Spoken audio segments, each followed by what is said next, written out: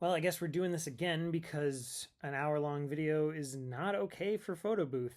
Hi, I'm David from the Gameless Wonders, and if you want to know what it was like to do the first day of Gigantamax Pokemon Go battles, I'm going to say raids though, as well as battles interchangeably, uh, because you want to do this on Sunday. I did it on Saturday. I can tell you everything you need to know that you will probably learn through experience. Um, Bottom line is, don't stress about it. This is kind of a mess, but it's basically open beta testing, is how I would approach it. I would also approach it just thinking you'll get one of each, maybe. It'd be happy with getting one of each, just for the decks, if nothing else. Um, and just don't stress about it. It'll be frustrating, but it's not impossible. It's just mostly impossible. I'll explain what I mean. If you, that's the TLDR. Don't stress about it if you can't do it or if you don't get whatever bippity bop. It's fine. Niantic, unlike the government, will respond and make changes based on the feedback of the majority of the public. And people will complain about this. People are complaining about this. So if you missed this weekend entirely, don't worry. I'm going to tell you what it was like and what I experienced. And I'm going to tell you again because I already recorded this video, but it was too long, I guess, for it to function. So I went to the mall where there's always people for raid days and community days. Or it's good to go there for community days and stuff, especially in the winter, because we get winter. And this felt like the ideal place to go just because there would be a guaranteed number of people that I don't have to talk to in order to coordinate with. This is much like the early days of raid battles. Niantic is trying to fit a social peg into an antisocial hole. I don't know how many, I don't know what the player base for Pokemon Go is consistently, but I can probably guess that a lot of us are on the autism spectrum or a similar spectrum. And that's okay. That's great. It just means that we probably don't want to talk to other people that we don't know. And so I go to the mall because that is the place to have enough people without having to coordinate. Even if you're willing to talk to people, it's the coordination. Early days of raiding, I had to do so many leadership step ups and be like, okay, we're going to coordinate this many people to do this, this many people to do this. And I got a lot of flashbacks to when I was like, okay, everybody here and in your cars, we have fewer than 15 people. We cannot do this Lugia. Because back when Lugia came out, almost nobody had Tyrannitars, and everybody was well under level 40. The mall has a lot of gyms. I figured it would have fewer power spots. The good news is the power spots reset every hour on the hour, so you're not going to run out right away. However, I did 13 total Giganamax battles today. I was there for 4 hours. I did 13. I caught 11 of them successfully, and only 7 of those were 3 stars. That, of course, is totally random chance. Someone might have a perfect of each of the starters. If you do have a perfect of each Giganamax, leave a comment. If you can prove it, I'll buy a chicken sandwich. The power spots, of course, are random and appear every day or every other day or something like that. I knew there would be fewer. I was not counting on how few for a place as populated as the mall. There were 7, and this is a rough drawing. And my screen is going to keep dimming even though I'm actively doing something. These are 7, and I was able to do 3 per hour while I was there. I was able to guarantee 2. Sometimes I did 3. I don't think I always did 3 an hour. These 4 are internal to the mall. These ones are on the fringes. Like basically you'd be like deep into one of the corner stores or outside the mall. but like just outside. Like you can access all of these power spots from within the mall, but like here you're like deep into the corner of a store near the parking lot or something. These two though, food court, this one's just in the middle, like where there's a bench or two benches because the mall doesn't want you to friggin' sit down. I'll try to keep a cap on my language because there might be kids watching. Hello. And then this one is also out in the middle of the walkways. And obviously, it takes maybe 15-20 minutes to make a full walk around or something. So you can see where the problems begin. I got there right before 1 o'clock. I got over here to do these two at the food court, and that was a guarantee lock because everybody who was doing this one would then turn around and do this one right after. Only logical. Unlike raids where you can basically kind of wander around and find one where people are at and join it, and if you miss that, there's going to be more people after that because there can only be 20 people per raid. Here the lobbies can hold up to 40 people, which you will need, and everybody who's there will go in at hatch, as they say, at the top of the hour. And then they will go to the next one, but the one after that was a crapshoot. I thought they would go here because it's the closest on the way to this next one, but it's on the fringe in the corner of the store, and not this army of people wasn't going to walk into the store, I guess. So I missed this one because I was over here. So what I ended up having to learn to do was do these two, then walk over here and spend 15 to 35 minutes waiting for enough people to show up who hadn't done this one at the top of the hour to come over from wherever they were to do this one. I tried going over here. I don't think I did one over here because by that time I should just be walking back here. You're going to have a lot of downtime. You're going to have a lot of downtime, which was good for me because I was able to catch a bunch of Zorua. But it's basically, I did these two, then I did that one, and spent a lot of time waiting to get enough people because I don't need to be a storyteller. You cannot do a Giganamax battle with fewer than 18 people. And that is assuming two things. That everybody has strong, fully evolved Pokemon that can be Dynamaxed, and that there's 40 Pokemon already in the stop, boosting the strength number. As you can see there, that's 4 because 40 Pokemon had already been put in there, and I don't know how much strength that added because every bit of damage that we did was from a Dynamaxed attack. Did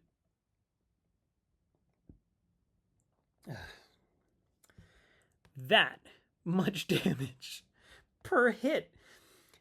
That's, I think, individual, but it's really a community effort to whittle down, because if you did a Beldum on your own, if you tried to do a Phalanx on your own, there's no time limit. So really what you're fighting against is not the clock, but just the number of Pokemon that are not fainted. And you can only bring in 3 and you can't revive them. So the most important thing in the entire battle is this number, the number of Pokemon remaining.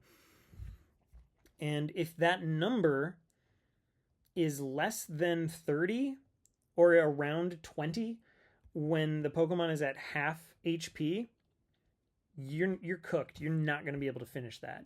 There's not really any risk because you only spend the 800 Dynamax particles that you get to pay to enter. Those are only spent if you win. So it's not like raid passes, which are spent once the raid starts. So there's no risk for entering, but you are spending minutes of your life, which are more precious than anything. And so, yeah, 10 here, 5, 1, not happening. I've had 20 at 50%, and that didn't happen. So what you do from doing as many as I did is you develop a sense of how many is enough. This one, which had 10 with that much HP, 10 remaining across the board, we had 14 people. I can tell you that 14, they say you can do it with 10 minimum. No, 14 is not enough. 18 is not enough. In fact, I'm watching that number creep to 19 and 20 and being like, oh, we can only get 20 people. Is that going to be enough? I don't, no, it's not. And everybody dips out at the last 20 seconds and refreshes and waits around for the next if we keep refreshing the lobby and people click on the thing and see that there's 19 people, they'll walk over there and maybe we can get the 5 more people that we need. But how many friends do you have? How many friends play Pokemon Go? How many friends who play Pokemon Go can you get in one area? Is that number higher than the number of people in your 5th grade class? Because if it isn't, you're not going to be able to do this with a group of your friends. You are going to need other people. I would say 24 is probably the lowest number that I could say guarantee where you've got a high chance of beating the boss. There was a Blastoise, and this is again assuming not everybody's going to have fully evolved Pokemon, because people are not going to want to fully evolve their Pokemon until Community Days for Community Day moves, because if they have a Squirtle that is good enough to use for things other than Dynamax battles, they're going to want to save it so that it can get Hydro Cannon. I've got a perfect score bunny, not to brag. I'm waiting for that Community Day to evolve it, because that's just going to be my, I forget the name of it. Cinderace for Master League. It's not going to ever be used in Master League. Everybody just uses legendaries in Master League and it's boring. But here, this is a good number. 51 remaining at 50% or under 50%. We got down 8 remaining and it was pretty much done for. I've seen it get down to 1 remaining and we still win, or rather two remaining and we did win when it was essentially this at a sliver. And that's because that number is the most important number. And talking for an hour is really killing my voice now. Okay, let me just run through the quickest stuff. So, yeah, don't go in with under 14, or don't go in with under 20 people. I'll just say that. I did a Blastoise, and Blastoise has, I think, defense so that it's harder to beat, but it might also be its moveset. I did a Blastoise and we lost with 20 people, and then we did it again with 22 people and we beat it. And I think that's not so much the fact that we had 22 people. 30 people, you're guaranteed. You're guaranteed to be able to outlast and have enough Pokemon survive to get all the way to beating it. But again, it does relate to this number. If you have 30 people and most of them have Grookey and Scorbunny and stuff, and that number gets to 20 when it's at 50%, you're probably not going to beat it. Because you'll see that number drop like flies. The Pokemon can have, if you tried to do a Phalanx alone, you know this. I got one Phalanx because I had one stranger who helped me out.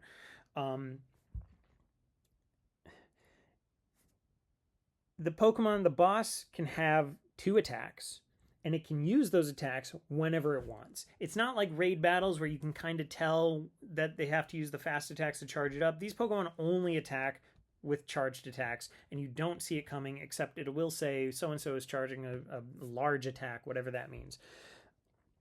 All Pokemon will get hit by all the attacks, and you cannot dodge like you can in the lower level raids, or the lower level max battles. You cannot dodge. You will soak the damage. So my recommendation is to have a Pokemon in there that's a tank. I had a 2662 Metagross with my 1970-something Charizard and my 1950-something Charizard, and that was my counter for Venusaur, for example, let's say.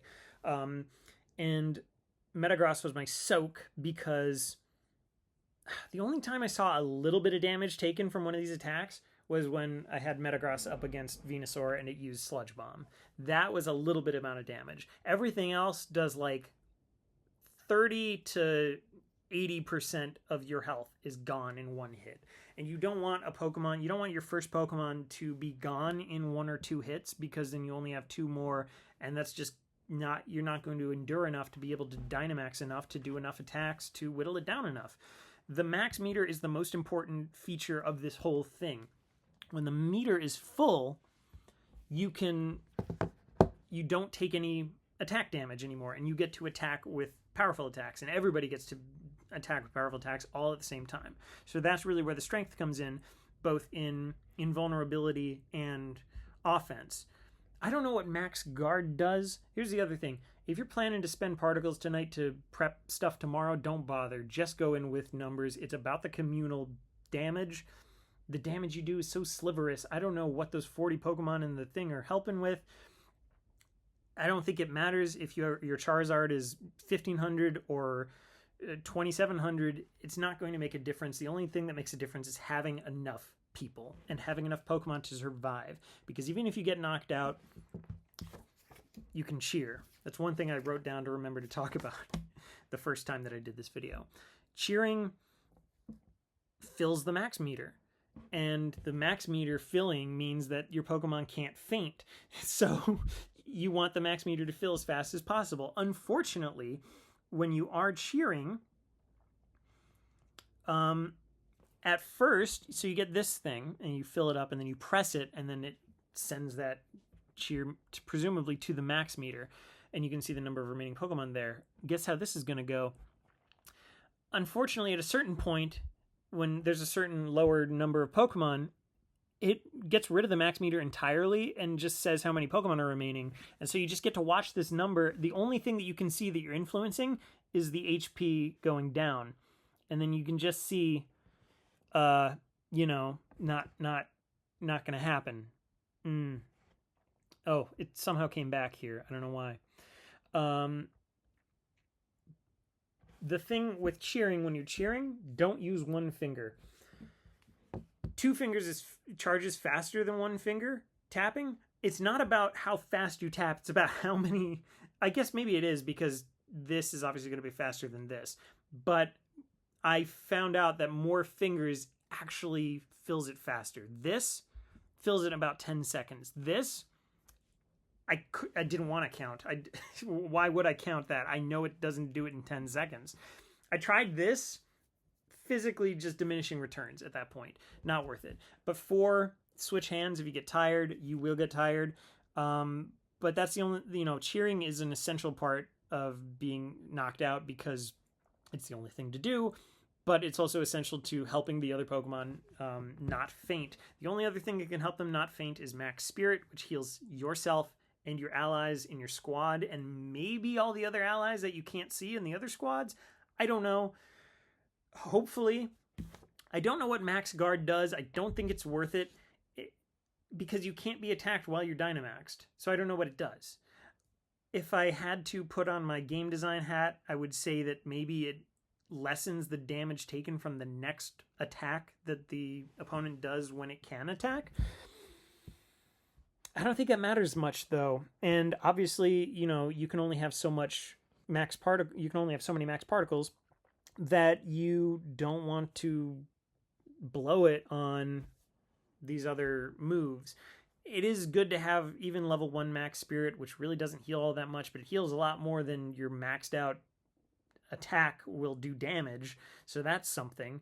And that is very helpful. And when you're in that form, when you're in that mode, you get these 3 squares at the top, or diamonds, that tell you what your opponents are doing. You can see their health bar. It's faded there because it's transitioning out, but it shows their health bars, and it shows these symbols say that 2 of them are attacking. It shows what kind of moves they're using. So that's helpful for if you do have Max Spirit, you can check on the HP of others as well as yourself. But, if you don't already have that from doing low-level Dynamax raids every day prior, it's not worth spending whatever Dynamax particles you've got tonight because you want to use that for entry tomorrow, because you can only get 800 per day and you can only have 1,000 on you at a time. You can't get more. If you have 1,000 or more on you, you can't get more than you can't get any more. But you can only have 800. You can only collect 800 per day, and that is the biggest problem with these. get ready to open your wallet if you want to do as many as I did, because you can buy because the 800 particle earning limit is still active for this weekend, which is supposed to be all about these big blowout Giganamax things that you need about 30 people to guarantee to be able to do, right? Because again, 30 people is going to have result in more Pokemon overall, and the more Pokemon that are remaining, the better your odds. Like even here, this is the losing one. We had 31 when it was like that. That's no good. How many do we have there? I didn't take a screenshot of the lobby. 29. That's a good number. That's a good number. We were able to do that. And of course, you know, people, once you get a Gigantamax Pokemon, you can bring it into battle, but its CP is not going to be very high because, yeah, 1524. That's the level that they're at when you're catching them. That's not good. And unless you get a good one, you're not going to want to spend the Stardust to boost it, because these are Venusaur and Blastoise and Charizard. You've probably, if you've played for more than a year, you've probably got a really good one already. Good luck doing anything about that for these raids. I did read Pokemon Go Hub has an op-ed about these called Gigantamax raids have too many obstacles to be fun, by Meteor Ash 15, who says a proposed solution is to introduce Max Soup, which is an item from the games, which allows an eligible Pokemon to be able to Gigantamax. And I think there's also ways in the games to make any Pokemon Dynamaxable. That would be a huge help. And it wouldn't, and I don't know why they would do that. I also don't understand the limit, other than it's money grubbing. And it's kind of nakedly money grubbing, and in a not cool way. Like, you gotta monetize stuff to be able to continue to run a game. I get that. But this one's not cool because of the limits in place. And I think the limits are very strange because, let's say there were no limits to how many max particles you could get per day and how many max battles you could participate in per day. There's nothing that someone who would go to the extremes in that area would do that would give them a competitive advantage over any other player in any kind of gym or battle context, because the Dynamax particles only interact with Dynamax portions of a Pokemon, which are only eligible to be utilized as a game mechanic in Dynamax and Gigantamax raids, battles, whatever. And in those contexts, there is no competition. It's communal. You're working together. So someone who would go out and do every Dynamax battle in their neighborhood or their whole town, and then spend all the go around and get all the Dynamax particles and walk 2 kilometers and 2 kilometers and 2 kilometers and 2 kilometers all day and just keep raking it in and spending that with the appropriate amount of candy and Candy XL to boost their Pokemon's Dynamax attacks, all 3 of them, all the way to max. They still need to spend Stardust to boost that Pokemon up to a higher level, which is what I think is an essential component in these battles, not for strength, but for endurance, which again, 2662 Metagross was a good tank against everything that wasn't Charizard. Because that Blastoise, we lost at 20, we did it at 22. It was the same one, but the moveset changed. So that might have been a factor as to why we weren't able to do it once, but we're able to do it with 2 more people. But again, 2 more people is 6 more Pokemon. So it's weird that there's like so much limitation to this when there's no competitive advantage between players that would disproportionately affect players who don't play as hardcore as one could. Whereas in every other aspect of Pokemon Go, there's no raid limit. You can do, well, I think there is a raid limit, but it's absurdly high. But like someone can do as many raids as they want on a raid day if they have the money for it, or the coin for it. And so they can have they have a higher chance of getting a perfect legendary, which is going to be good for them in Master League, where they can just use a Pokemon that's just statistically going to be stronger than anything else. In in PvP. But here, with all these limitations on Giganamax and Dynamax, the only thing that you can do with an extremely powerful one is help other people better. Maybe lock them out of a 3-star that they can't do themselves that you can do yourself. But you can do that with raids too. You can solo a 3-star raid and lock them out by readying up when you're able to ready up and do it solo. So yeah, that's sort of like a kind of a little hypocritical kind of thing. Just because also these battles are just so difficult. You need 23, 22 people to maybe feel like you might be able to do it. And you can't dodge any attacks. I don't know if I said this already, if it was in the last video that you'll never see. But you cannot dodge these attacks. So all your Pokemon take in all the attacks. So again, the level of strategery is switching from the Pokemon that's attacking to a Pokemon that can tank. So like you have a Charizard against Venusaur and you're using that Charizard, but then the Venusaur is going to use Sludge Bomb. You switch, it tells you about the attack coming in. You just switch back to Metagross and let that take the damage, because you want, or with against Charizard, I was using a Charizard as my soaker and then 2 Blastoise, and so I would want the Charizard to take as much damage as possible. Then I would switch to Dynamax the Blastoise, and I don't want the Blastoise to take any damage. And sometimes they wouldn't, because another thing about that is a random determinant in these battles is sometimes the Pokemon wouldn't attack for long periods of time. Like there were Charizard at the beginning that would go like 30 or 40 seconds without attacking, so that the max meter could be filled up naturally and you wouldn't get attacked in between 2 different Dynamaxings. And then I went and did a Blastoise that used Skull Bash 4 times in no more than 20 seconds. Maybe less than that. I'm guessing liberally. I wasn't timing it, but oh my god, like you can't. There's a logic to the charged attacks from raid bosses.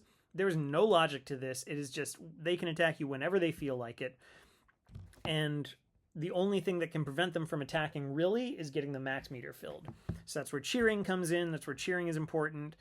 And oh my god, yeah, just again, I've already recorded this video and then it was an hour long, and I thanked everybody for watching it that far, and I really feel like I had this sense of like, okay, I've covered everything. Now I'm doing it again. I don't know if I've covered everything, but I feel like I kind of have in only 27 minutes.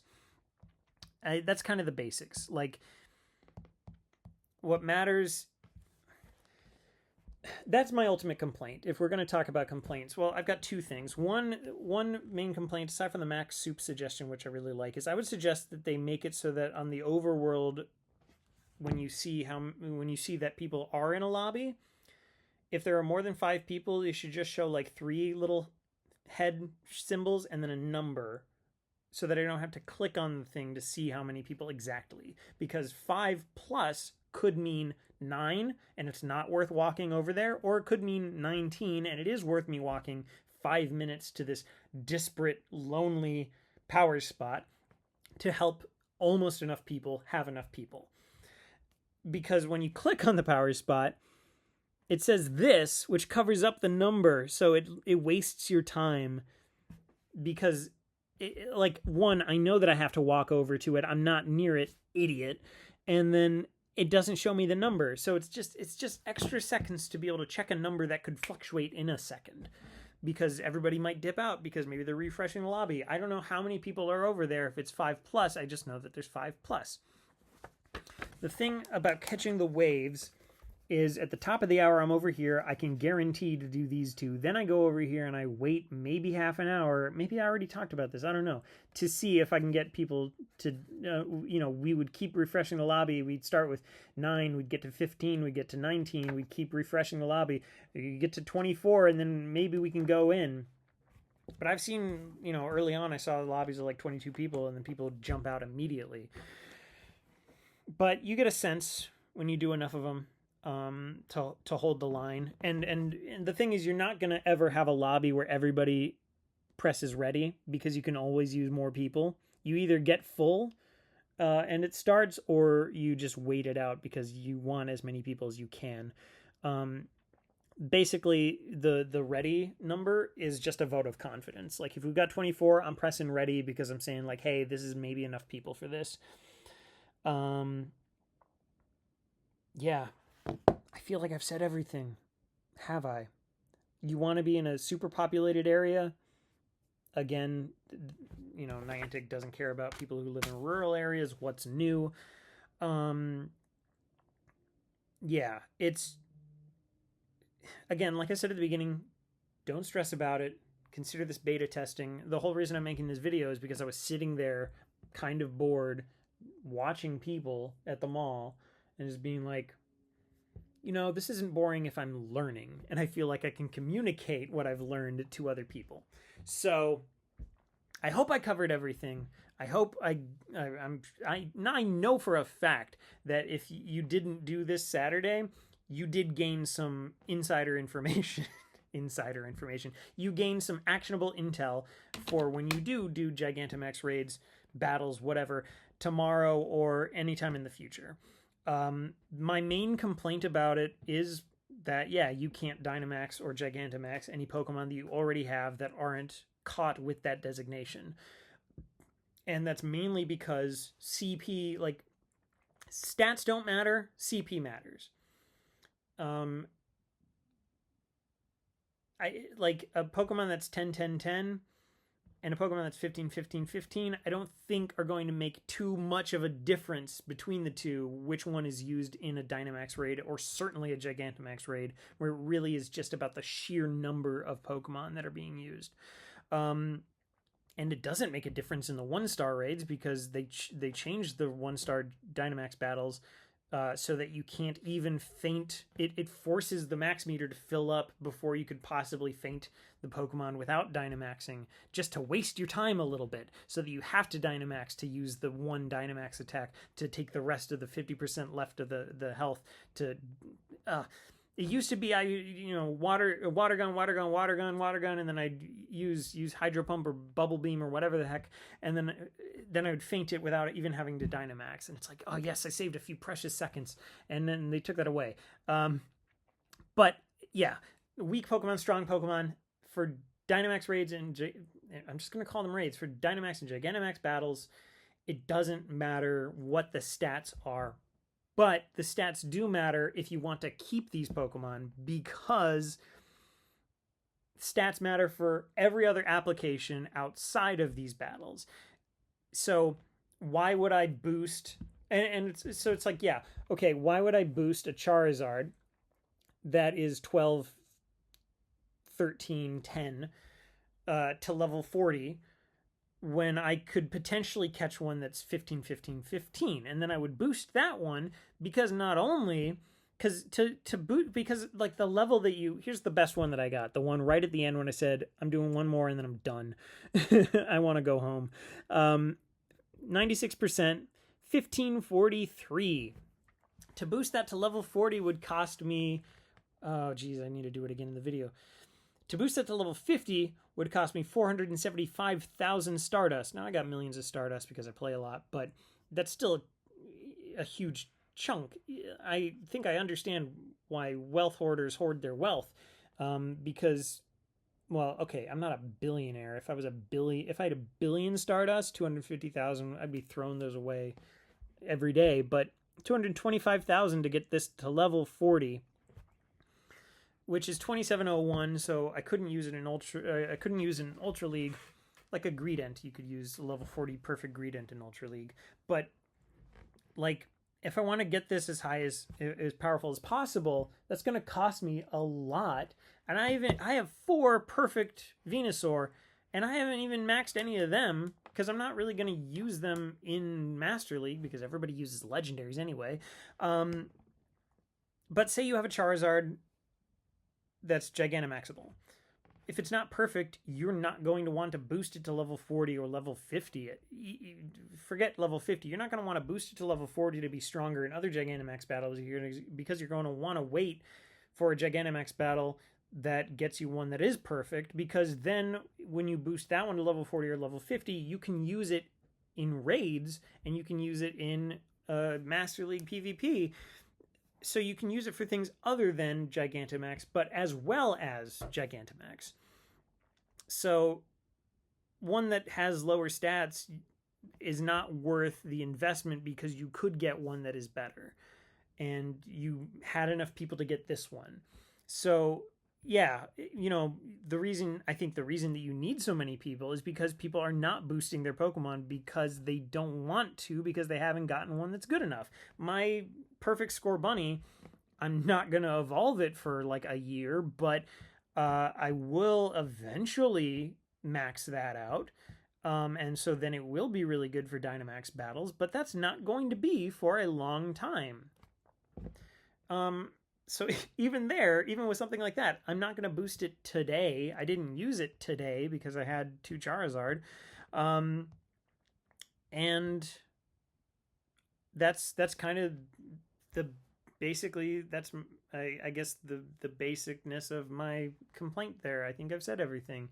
Yeah, I'm not gonna boost the Pokemon I catch from Dynamax battles unless they are good enough to boost for additional reasons, because I already have a perfect Gengar that I've boosted to level 50.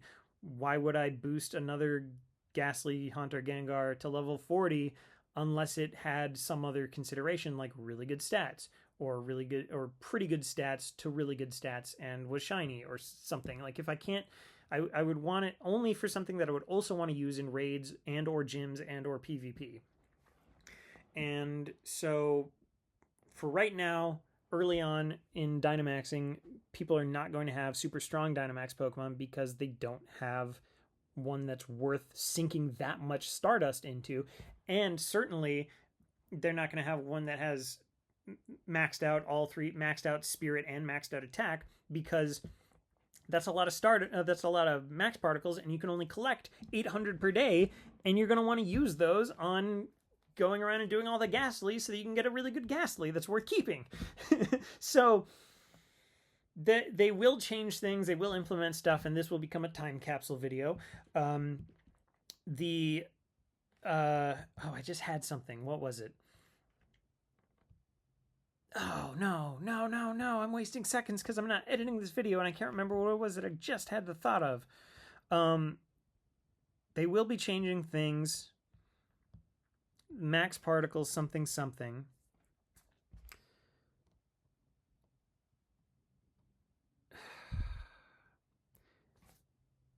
Hello.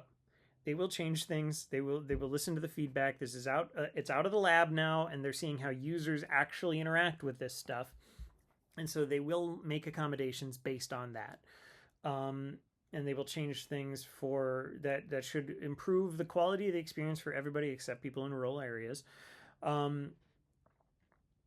So if you miss out on this weekend, don't worry about it. Don't stress about it. All of the Pokemon that I caught today, except for the 96% Venusaur, I'm going to save to be traded to friends, like for like, when we get a lucky trade guaranteed, because, even if it still ends up 12, 12, 12, it's going to be lucky, so it's going to be cheaper to boost, so it will be objectively better. So, yeah, that's my summary to end this, is like, I've got 10 trade fodders for not regular trades, because it won't guarantee a lucky, and I've only got 10 of them. 10 lucky trade fodders and one that I might keep unless I get a 96 or above Venusaur in a lucky trade, and then I'll trade that one and keep the better one. So yeah, that's the thing, is like Gigantamax and Dynamax Pokemon are only going to be worth boosting if they're really good or if they're lucky. So just, at this point, it's only worth it if it's more worth it to have a lucky one than to have even a regular one with perfect stats, because then it's cheaper to boost, and boosting it will make it stronger in these battles. But for right now, we're in that early raids where nobody had Tyranitar, and Lugia was impossible to beat with 7 people, and now you can do it with 3 or 4. that it's like that. It's that all over again. Like people in early stages, even people who've been playing for a long time, are not going to sink money stardust into these Dynamax Pokemon that they just got because they're going to wait for something better, and something that's worth keeping in addition to whatever great Venusaur, Charizard, Blastoise they already got. And I think that's everything. Hopefully this video actually works. If you stayed to the end, thank you. I hope that this came off the way I wanted it to, of like just explaining something to a friend, kind of like I was doing on the Discord, to other people who weren't playing today or were playing today, just to sort of tell them what's what. Like, not complain too much, but just to sort of pitch the facts and just sort of say, like, hey, keep a level head. It might be frustrating, but just, you know, there's no reason to stress because it will get better. And this is just, like, you know, wild open beta testing. If you found this video interesting or useful or helpful, please leave a comment telling me that. I'm not fishing for compliments, but what I want is some assurance or reassurance that putting out this rambly 40-minute video was actually helpful to anyone in some way. So, you know, if that's the case, let me know, because I feel sort of bad about not making anything edited or prepared. I just wanted to get this out fast, and I'm going to end it fast because I hope that this time it will actually save. You don't have to subscribe. You don't have to like it. I guess those things are helpful. If you want to do it, that's fine. If you want to subscribe, go ahead. It's not going to fill your subscription box with anything because we don't really upload videos much, and we certainly won't post much more, you know, videos like this that are just rambly. So don't feel bad about it. If you want to do that, go ahead, but I also don't care too much. Yeah. Peace out. Oh, go to vote.org if you're 18 or over to double check that you're registered to vote, because you might need to re-register for some reason, and get a preview ballot of your thing, and you find your polling place and what's on the ballot and all that stuff, and go vote, because you know, it's one piece of the fight, but it's an important piece nevertheless. Yeah. Bye.